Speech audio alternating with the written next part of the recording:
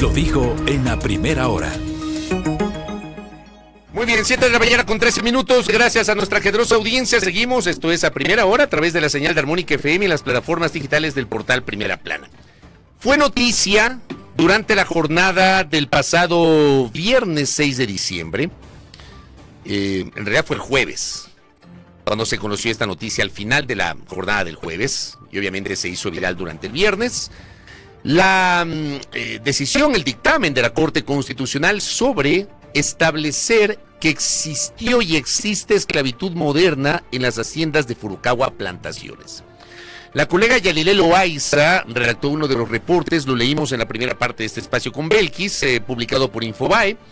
La Corte Constitucional del Ecuador emitió una sentencia histórica al declarar que la empresa Furukawa Plantaciones C.A. Furukawa violó la prohibición constitucional internacional de la esclavitud al someter a abacaleros de sus haciendas a un sistema de servidumbre de la gleba. Esta práctica, que la Corte calificó como una forma contemporánea de esclavitud, afectó durante más de 5 décadas la dignidad humana de cientos de trabajadores y sus familias. La sentencia señala que Furukawa mantuvo a los abacaleros y sus familias en campamentos dentro de las haciendas, sin luz, agua potable, instalaciones sanitarias básicas ni acceso a servicios de educación y salud.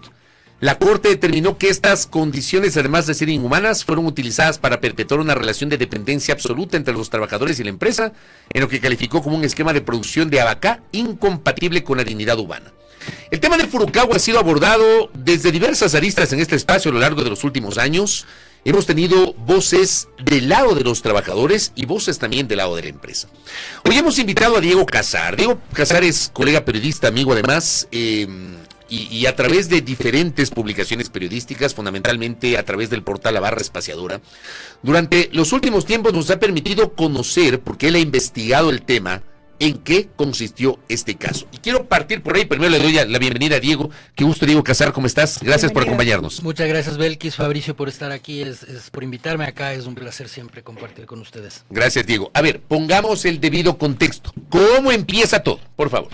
Bueno, lo que ha dicho la Corte Constitucional plantea algo que de alguna manera pone en orden las piezas del caso después de casi 5 años. Esto, como todos sabemos, salió a la luz en febrero de 2019. Y desde entonces se han ido de alguna manera posicionando ciertos argumentos de parte y parte para defender estas posiciones, pero con mucho desconocimiento sobre conceptos fundamentales que la Corte Constitucional en esta sentencia pone sobre la mesa y que de alguna manera los aterriza para el conocimiento de la audiencia en general. Desde 2019, permíteme, las primeras denuncias. Así es, el primer informe de la Defensoría del Pueblo surgió en 2019 y fue el que sacó a la luz este caso, con las publicaciones periodísticas añadidas y demás, y desde entonces ha habido esta pugna, ¿no?, por posicionar narrativas con respecto al caso. Pero lo que dice la Corte Constitucional es importante porque por primera vez reconoce primero que existe esclavitud moderna en este caso. Pero entender la esclavitud moderna también tiene que ver con muchas otras cosas, con variables como, por ejemplo, ¿qué es ahora una forma de esclavitud? Estas formas análogas a la esclavitud, digamos, hay distintas expresiones, distintas manifestaciones en el mundo. En Ecuador este caso está reflejado en el trabajo forzado que durante décadas se ha registrado en la empresa Furukawa, en sus haciendas, ¿no? Y sobre eso yo quiero hacer un énfasis, porque si bien este informe sale en 2019, esta es una realidad que data desde hace muchas décadas atrás, porque involucra familias, generación tras generación. Así es. Y de hecho, la Corte Constitucional utiliza una figura que es importante tomarla en cuenta. Reconoce que se ha dado una suerte de falla estructural, histórica. Es decir, cuando nosotros hablamos de esclavitud, pero no la explicamos, podemos caer en una especulación subjetiva, ¿verdad? Pero lo que está diciendo la Corte Constitucional habla de un mal histórico que nos compete a todos, y esto es importante. El fallo de la Corte Constitucional, primero, es una instancia únicamente constitucional. Hay un proceso penal todavía en marcha, es decir, esta historia no ha terminado, pero lo que dice la Corte de alguna manera nos señala a todos como sociedad, porque está diciéndonos, esto que ocurre en las haciendas de Furukawa es algo que es parte de nuestra idiosincrasia. Es decir, el Estado ecuatoriano es un Estado racista y habla de una categoría que se llama racismo estructural. Y cuando nosotros hablamos de racismo estructural, estamos hablando de que las instituciones de un Estado históricamente han sido cómplices de lo que ha ocurrido.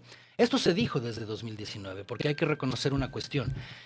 un censo que se hizo durante las primeras inspecciones en las haciendas de Furukawa, en las 2.300 hectáreas que tienen las haciendas de Furukawa, habló de 1.244 trabajadores que se habían registrado.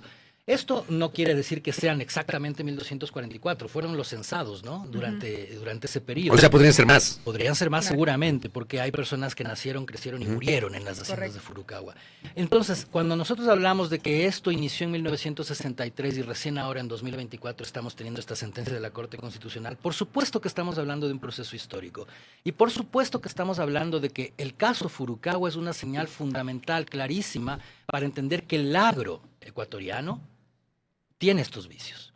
Y es también un llamado de atención para el Estado ecuatoriano y para la sociedad ecuatoriana para mirar cómo funciona el agro, cómo funciona el sector bananero. ¿En qué momento se empieza a develar el caso Furukawa, Diego? Mira, ¿En qué año, en qué momento se encienden las alarmas? En 2018, un equipo de la Defensoría del Pueblo de entonces, liderado por Gina Benavides, empieza a tener referencias de esto porque ocurre que un grupo pequeño de trabajadores comunica el caso a un emisario de ese momento que era un pastor evangélico, alguna cosa por el estilo, que luego deriva en aliado de la empresa, comprado por la empresa de algún modo. Traen el caso a Quito mediante una protesta en la Plaza Grande y esta protesta llama la atención del entonces ministerio dirigido por María Paula Romo, que lo toma el caso y lo delega a otra persona funcionaria del ministerio. Y desde entonces lo que ocurre es que se empieza de alguna manera a intentar debilitar la importancia del caso. La importancia que no tiene que ver con derechos laborales vulnerados únicamente. Y esa es la forma de debilitar el caso que utilizó el Estado ecuatoriano, que es intentar tratar esto como si se tratara de un simple conflicto laboral, cuando en el fondo lo que existía era una violación sistemática de derechos humanos en todas las posibles magnitudes que nos podamos imaginar. Trabajo infantil, explotación sexual, violaciones sexuales de hechos registradas, crímenes dentro de las haciendas de Furukawa, etcétera, etcétera, etcétera, sin hablar de las mutilaciones, etcétera, que se han incluso registrado y publicado, ¿no? Adicional a eso, Diego, relatemos o narremos un poco a la audiencia para tener aún más contexto con qué se encontraron en estas inspecciones que se realizaron en las haciendas. Bueno, las condiciones de vida de las personas que de hecho todavía están en estas haciendas eran mucho menos que precarias. No existían servicios básicos de agua potable, luz eléctrica, ni nada que pudiera garantizar sus condiciones de salud, pero tampoco habían tenido posibilidad de acceder a salud. Hay que entender una cuestión. Las haciendas están ubicadas en 3 provincias, la provincia de Esmeraldas, la provincia de Los Ríos y la provincia de Santo Domingo de los Áchilas, principalmente en la provincia de Santo Domingo. ¿Cuántas haciendas son? Son 23 haciendas en 2.300 hectáreas, o 32 haciendas si no estoy mal, sí, en 2.300 hectáreas. Pero esto ha ido creciendo con el paso del tiempo. Sí, es una cosa empezó enorme. así, es una cosa enorme, y obviamente donde pueden caber miles de personas si queremos, ¿no? Pero lo que ocurre es que estas haciendas no operan al borde de la carretera. Yo comentaba con los abogados del caso, de hecho, ayer que estuve conversando con ellos.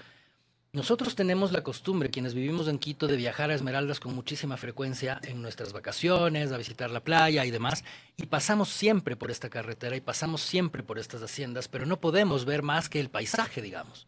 El paisaje, de alguna manera, encubrió muchísimos años de esclavitud. Detrás de ese paisaje, lo que teníamos era familias siendo esclavizadas, familias siendo vulneradas de todas las maneras posibles por una empresa que se estaba enriqueciendo durante todos estos años.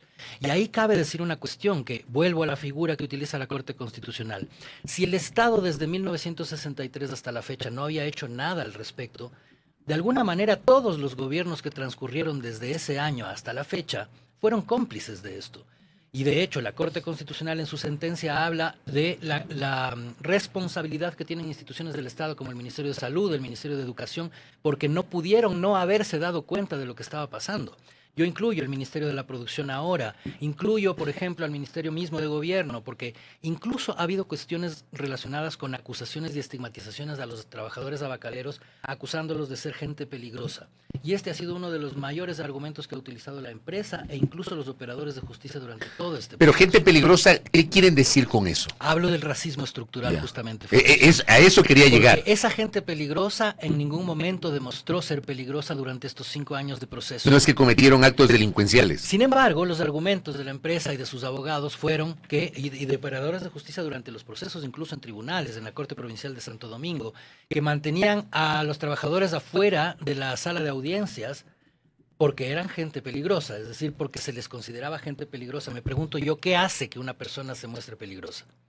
Tal vez que sea oscura de tez, tal vez que sea una persona negra. Y entonces yo me pongo a pensar cuántas personas de todas las que fueron registradas en este caso en las haciendas de Furukawa son negras. Y son la mayoría. ¿Cuántas son analfabetas? Son la mayoría. ¿Cuántas provienen o tienen raíces de esmeraldas? Pues son una buena parte. Todo esto configura una estrategia, porque esta estrategia le servía a la empresa para tener mano de obra barata o gratuita, explotada, esclavizada, para que se pudiera enriquecer.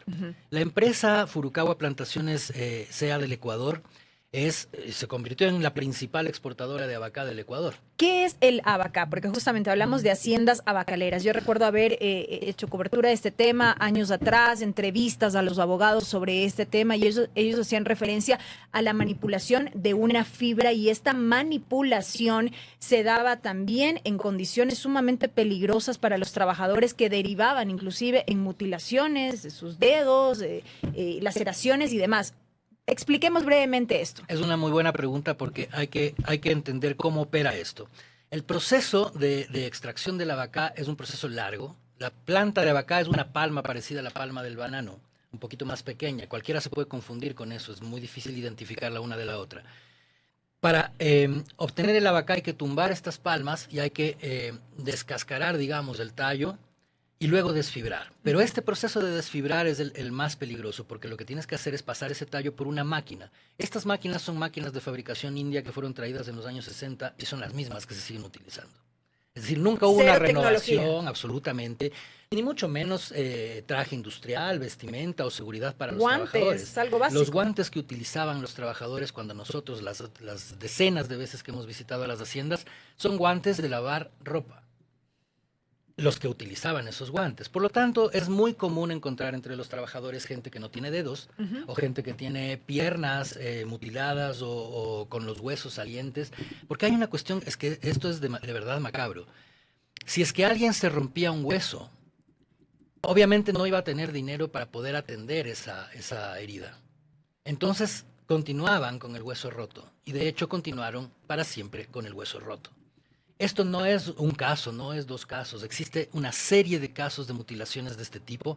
Y hay que decir otra cuestión. ¿Cuántas personas murieron en estos 4 o 5 años de proceso esperando una sentencia? ¿Hay un registro de eso? No hay, creo yo, todavía un registro exacto, pero estoy seguro que el movimiento que acompaña el caso, que es Furukawa Nunca Más, Abacalero Libre, está al tanto de todo esto. Estas personas también eran víctimas de estas mutilaciones y de estas violaciones de derechos sistemáticas, porque además durante todo este proceso se ha intentado postergar, alargar, incluso debilitar las decisiones que pudieran tener las instancias del sistema de justicia. Y esto repercutió durante todo este tiempo en estas personas que siguen esperando justicia. Entonces yo quiero volver a la sentencia de la Corte Constitucional, porque esta sentencia no es el final de la historia. Y hay que entender que con esto las personas que han sido violentadas durante todos estos años no tienen todavía una solución. Hay que ser honestos, hay que ser sinceros. Hay un proceso penal que todavía está en marcha y que tiene bastantes trabas. De hecho, todavía está suspendido porque hay una audiencia de recusación que se va a dar este viernes, de hecho, a una de las juezas, y que debo decirlo, la recusación por parte de los abogados defensores de los trabajadores a esta jueza tiene que ver con que uno de sus abogados en un caso anterior es el mismo abogado que ahora defiende a uno de los operadores funcionarios de la empresa. Es decir, ahí podría haber un conflicto de intereses con esa jueza que está precisamente tratando el caso penal en la Corte Provincial de Santo Domingo. ¿Qué significa el término servidumbre de la gleba, que es lo que también determina la sentencia de la Corte, Diego? La servidumbre de la gleba es una figura que no la creó el Estado ecuatoriano, ni mucho menos es una figura que existe a nivel internacional por la Organización de las Naciones Unidas y que habla de distintas formas de esclavitud. Lo que se conoce como esclavitud moderna tiene distintas formas, hay que entenderlo de esa manera. Servidumbre de la gleba básicamente es hablar de trata, pero todo caso de servidumbre de la gleba implica trata. No toda trata de personas implica servidumbre de la gleba. Entonces esto es importante entenderlo. En el caso Furukawa se habla de trata de personas. La forma de servidumbre de la gleba de la que se está hablando y con la cual se está procesando en materia penal el caso es precisamente servidumbre de la gleba. Hay una parte de la sentencia que dice, se refiere a la condición de la persona que está obligada por la ley, la costumbre, un acuerdo, a vivir y trabajar en tierras de otra persona prestando servicios sin libertad para cambiar su condición. Y vale la pena explicar eso y cómo funciona eso o cómo ha funcionado eso en las haciendas de Furukawa. El proceso era el siguiente. La empresa Furukawa contrataba, entre comillas, arrendatarios, y también entre comillas esta palabra.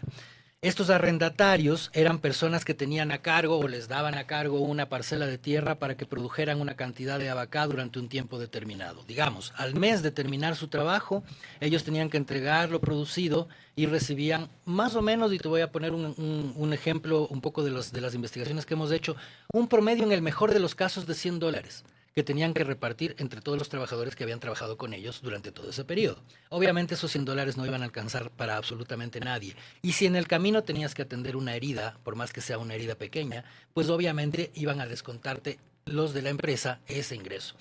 Esta cantidad de dinero, obviamente que no alcanzaba para nada, tenía que distribuirse en el mejor de los casos para estas personas que trabajaban para el arrendatario, que casi siempre eran sus propios familiares, sus propios hijos, sus propios sobrinos, sus propias, ¿no? Entonces, estas condiciones son las que configuran la servidumbre de la gleba. Es que no tengas otra opción que tener con lo que tienes a la mano para sobrevivir. Por lo tanto, no tenías posibilidad de salir a estudiar, no tenías posibilidad, ni de hecho, de salir de las haciendas prácticamente, porque desde los campamentos donde estas personas residían hasta la carretera, pues había 1 hora de caminata diaria, por lo menos bajo el sol de la provincia de Santo Domingo, de esta zona, ¿no? Entonces, son mecanismos que en apariencia podrían sonar legales. De hecho, la empresa se defendía en principio diciendo, no es nuestra culpa, nosotros arrendamos las tierras, y estos arrendatarios tienen que responder. La Corte Constitucional en su sentencia por fin trata a los arrendatarios y a los abacaleros en igualdad de condiciones, porque estaban en igualdad de condiciones, solo que la figura de arrendatario inventada por la empresa les daba una especie de coraza de protección. Diego, brevemente y de manera muy concreta, 2 preguntas que tengo por acá de la audiencia. Materia prima de qué es el abacá.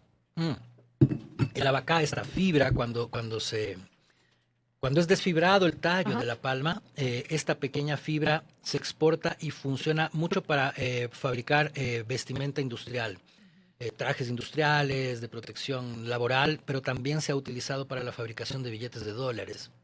Entonces, papel moneda, decían por ahí. Sí, exacto.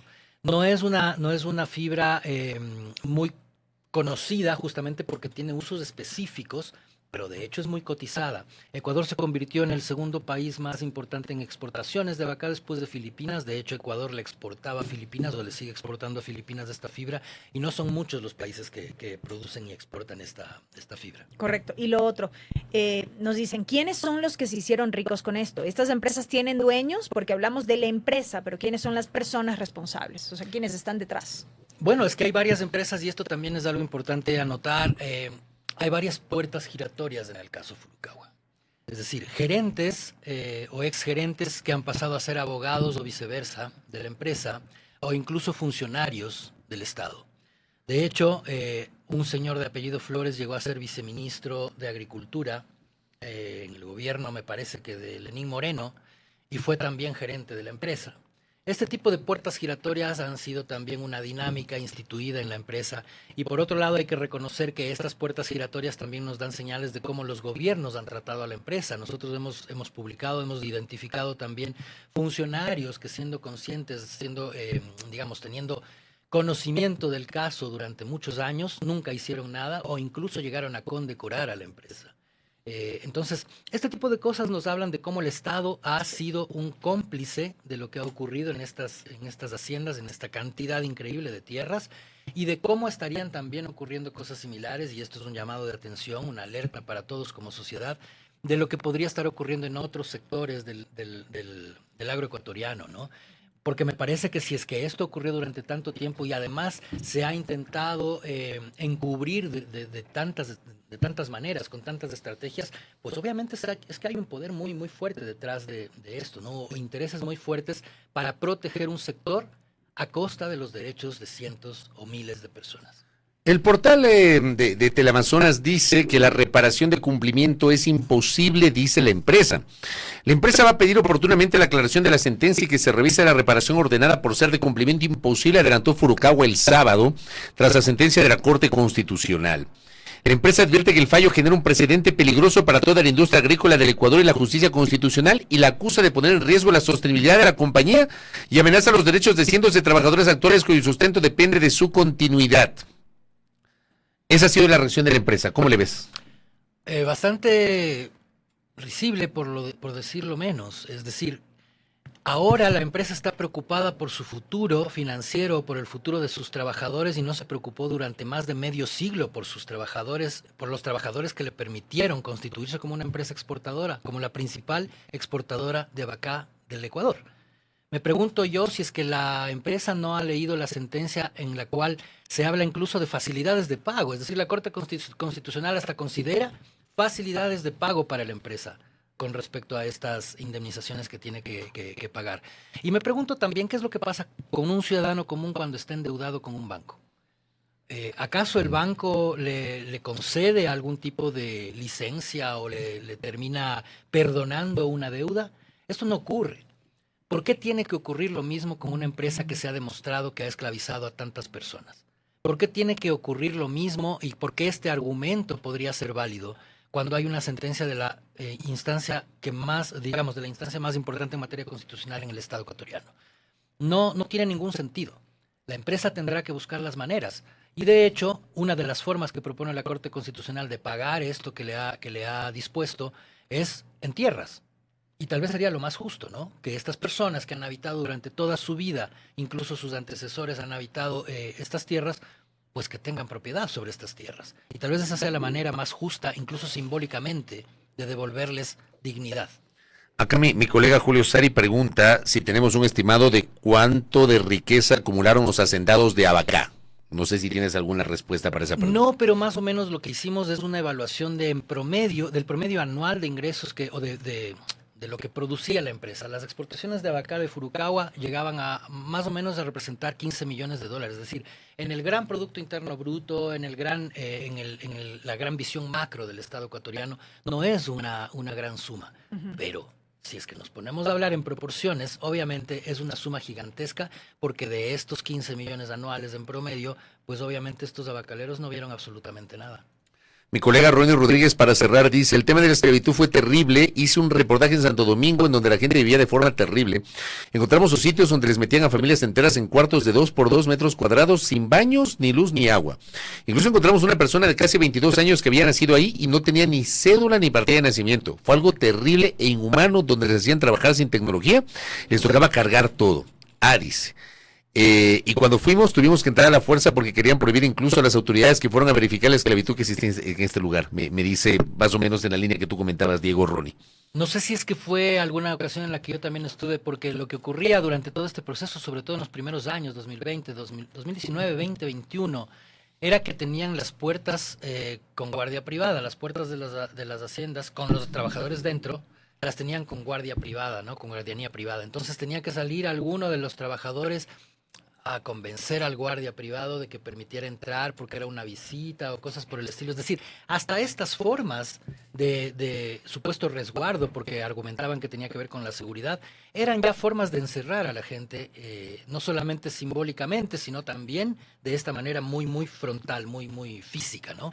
Entonces sí, tiene toda la razón, de esto no hay duda. Es decir, las evidencias son innegables. y son además abundantes, ¿no? Ahora, yo antes de cerrar la entrevista no quisiera dejar de decir una cuestión que también menciona la sentencia de la Corte Constitucional, y es que obliga a la creación de una política pública al respecto. ¿Quién genera la política pública? Y en este sentido es importante señalar también las responsabilidades y la urgencia de la creación de esta política pública.